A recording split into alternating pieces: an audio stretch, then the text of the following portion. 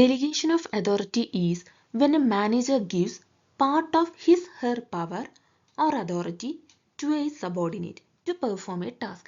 എന്താണ് delegation of authority? ഒരു manager അവരുടെ പവർ അല്ലെങ്കിൽ അതോറിറ്റി സബോർഡിനേറ്റിന് കൊടുക്കുകയാണ്. എന്തിനു വേണ്ടി? ഒരു പർട്ടിക്കുലർ ടാസ്ക് കംപ്ലീറ്റ് ആക്കാൻ വേണ്ടി. ഇതാണ് delegation of authority.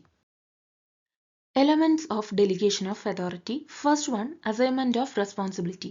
Giving a specific task to a subordinate. ഇവിടെ എന്താ പറയുന്നത്?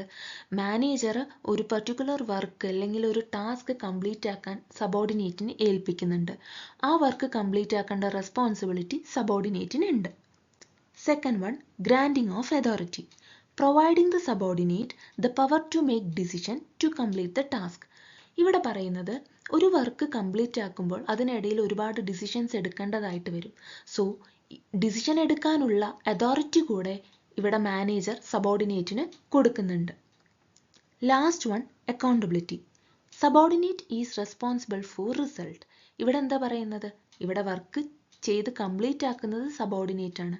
സോ ആ വർക്കിൻ്റെ റിസൾട്ട് ഉണ്ടാവുമല്ലോ, അതിന് പൂർണ്ണമായും സബോർഡിനേറ്റ് റെസ്പോൺസിബിൾ ആണ്.